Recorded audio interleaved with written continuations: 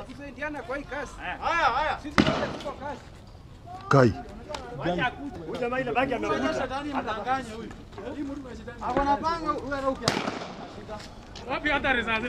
Mimi binafsi nikikaa nikiangalia Kenya naona kama ni channel ya vituko mbinguni.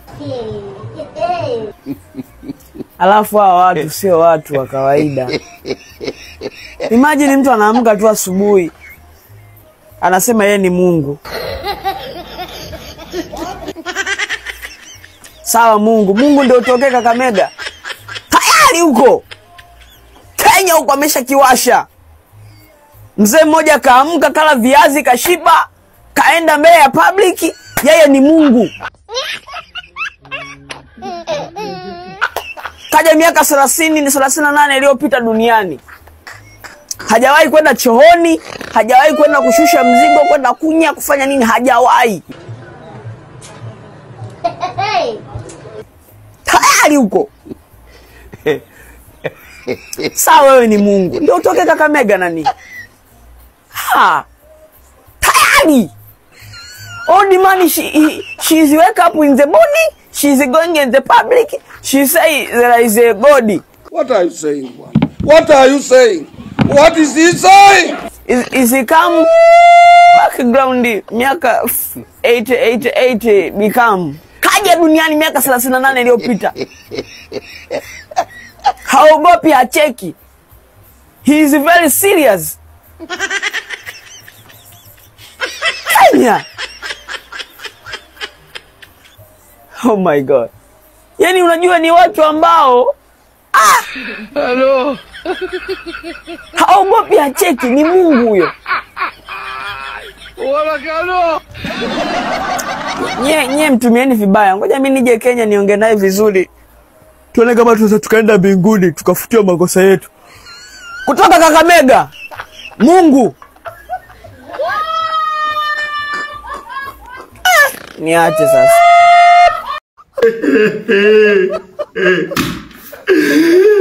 Kenya. Wananchi wa Nairobi nataka nilie na nitoe rambirambi kwa sababu hii maneno nimeona sio mazuri. Wacha nilie kwanza. Ladies and gentlemen, you are welcome to another episode of What Kenyans Cannot Do Does Not Exist. Wow! God have mercy. Ladies and gentlemen, a man called Alfred, a Rastafari man from Kenya. As you can, this is his picture, as you can see. He says he is God. I'm talking about God, the same God that both of us know. That we pray every single day. This man says he is God.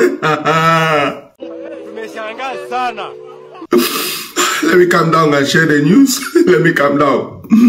Ladies and gentlemen, this is our Uncle Alfred. Uncle Rastafari Alfred says he descended from heaven in 1987. He came down for a divine mission after Satan destroyed heaven. He was the one who banished Satan out of heaven. But because heaven has been destroyed, he couldn't live there anymore. So he's asking for government support to rebuild heaven because heaven has been destroyed by Satan. He wants all the government to come together and give him money so he could build heaven. So all of us, me and you, our sins could be forgiven. Kenya, oh, Kenya has killed me. That means me, I'm seated here now, ladies and gentlemen. For the past days, I've been begging God to give me money to buy a new phone that has a good camera. I've been praying to the God in heaven to help me with money. I didn't know God is no longer in heaven. He's in Kenya. Kenya, oh.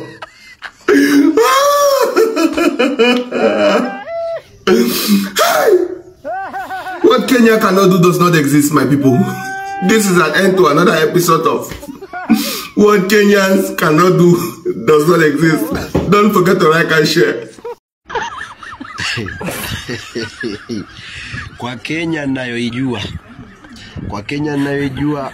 huyu Yesu huyu sio muda anawekwa kwenye jeneza. Sio muda anawekwa kwa jeneza amekufa. Kama ndo anachezewa hivi. Good morning.